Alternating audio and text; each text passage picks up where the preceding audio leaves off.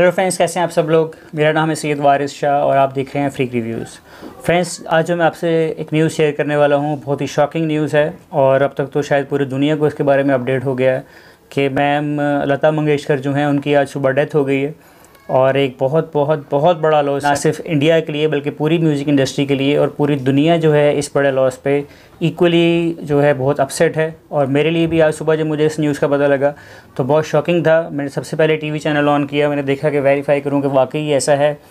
और जब इस न्यूज़ के बारे में हुआ तो तकरीबन आप बिलीव करें कि बहुत देर तक तो समझ ही नहीं आई कि ये हुआ क्या है। मैंने अपनी घर में अपनी मदर से ये बात शेयर की, वो भी मैम लता की बहुत बहुत बड़ी फ़ैन है। हमारे घर में तकरीबन ऑलमोस्ट सभी लोग इनको बहुत ज़्यादा पसंद करते थे। And she was also shock to know that कि मैम लता मंगेशकर की जो है वो डेथ हो गई है।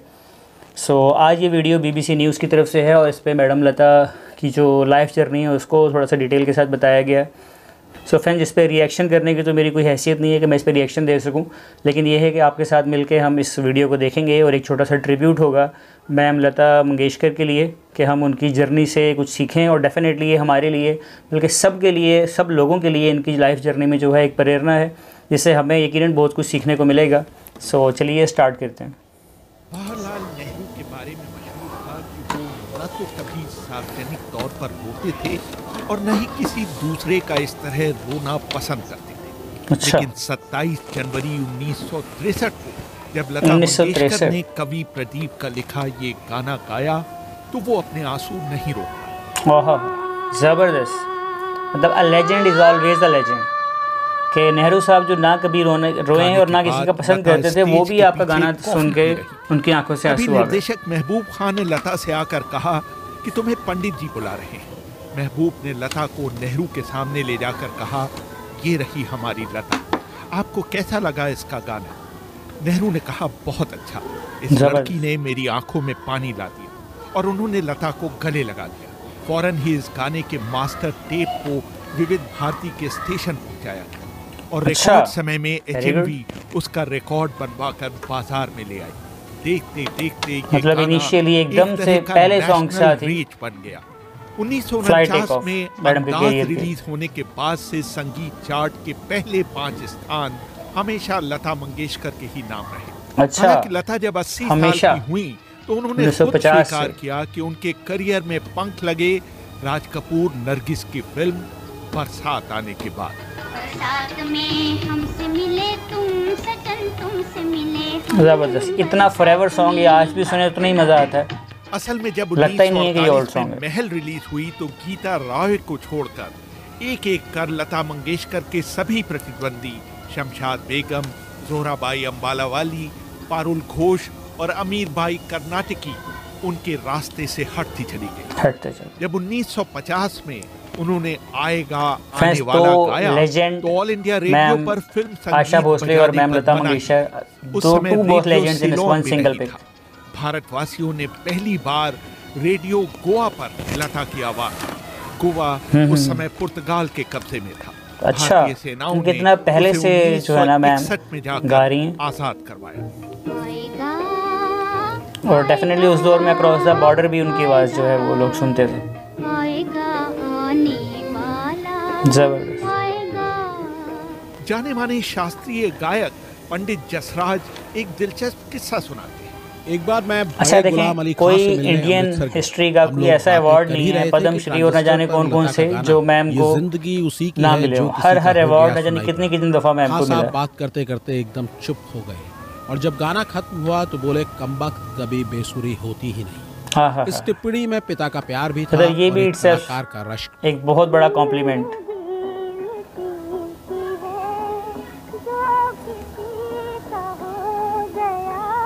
लता के गाने की शुरुआत 5 साल की उम्र में हुई थी। नसरीन मुन्नी कबीर की किताब लता इन हर ओन वॉइस में खुद लता बताती है, मैं अपने पिता दीनानाथ मंगेशकर को गाते देखती थी, लेकिन उनके सामने मेरी गाने की हिम्मत नहीं पड़ती थी। एक बार वो अपने एक शागिर्द को राग पूरिया धनाश्री सिखा रहे थे। किसी वजह से वो थोड़ी देर के लिए कमरे से बाहर चले गए। मैं बाहर खेल रही थी। मैंने बाबा के शिष्य को गाते हुए सुना। मुझे लगा कि लड़का ढंग से नहीं गा रहा है। मैं उसके पास गई और उसके सामने गाकर बताया उस लड़के के लिए भी कितने ऑनर की बात होगी। वो उसे बाद में रियलाइज होगा, तब तो आप बहुत छोटी थी। तो उन्होंने दरवाजे की ओर से मुझे गाते हुए सुना। उन्होंने मेरी माँ को बुलाकर कहा, हमें ये पता नहीं था कि हमारे घर में एक अच्छी गायिका है। अगले दिन सुबह 6 बजे बाबा ने मुझे जगा कर कहा, तानपुरा उठाओ, आज से तुम गाना सीखोगी। उन्होंने पूरिया धनाश्री राग से ही शुरुआत की। उस समय मेरी उम्र सिर्फ 5 साल थी। Just 5 years, oh my God। मतलब देखें, 5 साल की उम्र से ही माँ सरस्वती जो है वो मैम के गले में आके बैठ गई और दुनिया उनको पूरी दुनिया को उन्होंने अपना फैन बनाया। संगीतकारों के साथ काम किया है, लेकिन गुलाम हैदर के लिए उनके मन में खास जगह थी। उन्होंने उन्हें एक सीख दी थी कि बीट पर आने वाले बोलों मतलब देखें पिक्चर में लोगों के फेस के जो बाकी लोग खड़े हैं उनके लिए भी ऑनर की बात है कि वो मैम के पास आके ऐसे खड़े हो रहे हैं। किताब लता दीदी अजीब दास्तां है ये में लिखते हैं। अनिल दा इस बात पर बहुत जोर देते थे कि गीत गाते समय सांस लता दीदी अजीब दास्तां, नाम ही कितना प्यारा रखा है। नहीं, अनिल विश्वास ने लता को सिखाया कि 2 शब्दों के बीच सांस लेते समय हौले से चेहरा माइक्रोफोन से दूर ले जाओ, सांस लो और तुरंत यथास्थान लौटकर गाना। जबरदस्त, कैसे बारीक बारीक पॉइंट्स हैं जो लेजेंड्स जो है ना वही एक दूसरे के साथ शेयर कर सकते हैं। अंतिम अक्षर और नए शब्द का पहला अक्षर दोनों जरा जोर से गाने चाहिए। तब मुझे आज तक इतने अरसे से हम सॉन्ग सुन रहे हैं लेकिन इन बारीकियों का तो पता भी नहीं है कि क्या क्या होता है। लता के सुरीलेपन के अलावा उर्दू भाषा के उनके बेहतरीन तलफ़्फ़ुज़ ने भी सबका ध्यान अपनी तरफ खींचा। इसका श्रेय कायदे से दिलीप कुमार को दिया जाना चाहिए। Another legend, Dilip Kumar, Indian history का, इंडियन इंडस्ट्री का एक बहुत बड़ा नाम, पूरी दुनिया के लिए बहुत बड़ा नाम। मुंबई की लोकल ट्रेन से गोरेगांव जा रहे थे। इत्तेफाक से उसी ट्रेन में बांद्रा स्टेशन से दिलीप कुमार चढ़े। जब अनिल विश्वास ने नई गायिका का दिलीप कुमार से परिचय कराया तो वो बोले, मराठी लोगों के मुंह से दाल भात की महक आती है, वो उर्दू का बघार क्या जाने। इस बात को लता ने एक चुनौती की तरह लिया। इसके बाद शफी साहब ने उनके लिए देखें, जो लोग चुनौतियां लेते हैं ना लाइफ में वही आगे जाते हैं। महबूब था और देखें वो कितनी बड़ी बात उनको की और उन्होंने उसको, और मैम ने उसको जिस तरह से लिया। खासियत थी उसका लगातार युवा होते जाना। 1961 में आई जंगली फिल्म में सायरा बानो के लिए उन्होंने कश्मीर की कली हो गाया। तब उनका स्वर जितना मादक और कमसिन लगा था वो उतना ही उसके 12 बरस बाद फिल्म अनामिका में भी लगा, जब उन्होंने जया भादुड़ी के लिए बाहों में चले आओ गाया। अच्छा, ऐसा ज़बरदस्त सॉन्ग है फ्रेंड्स के, आप इसको आज भी सुने और इसके रिमिक्स को भी इवन सुने तो आपको लगेगा ही नहीं इतना ओल्ड सॉन्ग है। आज की जो म्यूजिक इंडस्ट्री जो है इतना आगे जा चुकी है तो ये सॉन्ग उसमें भी इक्वली फिट बैठता है। अमेरिका में हर दौर में legend, a legend is always a legend. Los Angeles गए हुए समारोह के 2 दिन बाद वहीं उन्हें दिल का दौरा हुआ। राजू भारतन लता मंगेशकर की जीवनी में लिखते हैं, लता ने उन्हें बम्बई से फोन किया। हालचाल पूछने के बाद महबूब साहब ने कहा, आपका एक गीत सुनने का बहुत मन कर रहा है, पर इस मुल्क में उसका रिकॉर्ड कहाँ से लाऊं? लता ने उनसे पूछा वो कौन सा गीत सुनना चाहते हैं और फिर महबूब साहब की फरमाइश पर टेलीफोन पर ही रसिक बलमा गुनगुना दिया। एक हफ्ते बाद लता ने फिर एक बार वो गाना महबूब को सुनाया। महबूब साहब के ठीक होने में इस गाने का कितना योगदान था ये तो ईश्वर ही बता सकता है, लेकिन तब से लता के लिए ये गीत मतलब कहते हैं ना कि म्यूजिक जो है वो रूह की ग़िज़ा है। तो डेफिनेटली उनके ठीक होने में योगदान तो होगा इनकी आवाज़ का। पहले भारत में रही और बाद में पाकिस्तान चली गई नूरजहां और लता मंगेशकर के बीच करीबी दोस्ती, बहुत क्लोज थे। मलका तरन्नुम मैडम नूरजहां तो इनकी अक्सर अपने इंटरव्यूज में जिक्र करती थी, बल्कि मैम को लता दीदी कह के बुलाती थी। दूरी पर लाहौर में रहती, बहुत अच्छी फ्रेंडशिप लगाया और दोनों ने घंटों फोन पर बात की और फिर तय हुआ कि दोनों भारत पाकिस्तान सीमा पर एक दूसरे से मिले।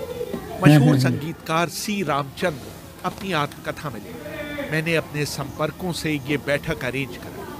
ये मुलाकात वाघा सीमा के पास उस जगह हुई जिसे सेना की भाषा में नो मैन्स लैंड कहा जाता है। जैसे ही नूरजहां ने लता को देखा वो दौड़ती हुई आई और किसी बिछड़े हुए दोस्त की तरह उन्हें जोर से भींच लिया। दोनों की आंखों से आंसू बह रहे थे। हम लोग भी जो ये नजारा देख रहे थे अपने आंसू नहीं रोक पाए, यहाँ तक कि दोनों तरफ के सैनिक भी रोने लगे। नूरजहां लता के लिए लाहौर से बिरयानी और मिठाई लाई। नूरजहां के पति भी उनके साथ, लता के साथ उनकी दोनों बहनें मीना और उषा और उनकी एक दोस्त मंगला थी। ये घटना बताती है कि संगीत के लिए कोई भी चीज बाधा नहीं होती। नहीं है, यूं तो लता ने संगीत की कोई सीमा नहीं गाया, लेकिन मतलब इंडिया की म्यूजिक इंडस्ट्री को पूरी दुनिया में ऑन करते हैं। और उसी तरह मैम लता मंगेशकर गानों की रॉयल्टी को लेकर मैम लता मंगेशकर जी को भी पूरी दुनिया में इक्वली ऑन किया जाता है। तलत महमूद, किशोर कुमार और मन्ना डे लता के साथ, जबकि आशा भोसले मोहम्मद रफ़ी का साथ दे रहे। 4 सालों तक दोनों ने एक दूसरे का बॉयकॉट, 4 साल तक। और फिर सचिन देव बर्मन ने दोनों की सुलह कर। दोनों ही सचिन देव बर्मन भी लता को बहुत पसंद, मतलब इंडिया की इंडस्ट्री में, फिल्म इंडस्ट्री में आप नाम लेते जाएं और लेजेंड्स जो हैं वो खत्म नहीं होंगे, एक के बाद एक, एक के बाद एक के बाद एक। और उनके साथ एक अभी छोटी सी वीडियो में कितने लोगों का नाम लिया। वो किसी को भी आशा भोसले हैं, मैम लता हैं, दिलीप कुमार साहब हैं और मोहम्मद रफ़ी साहब हैं, किशोर दा।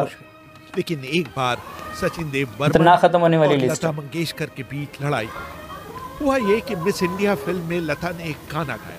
बर्मन ने कहा कि वो चाहते हैं कि लता इसे सॉफ्ट मूड में गाए। लता ने कहा मैं गा दूंगी, लेकिन अभी मैं थोड़ा व्यस्त हूँ।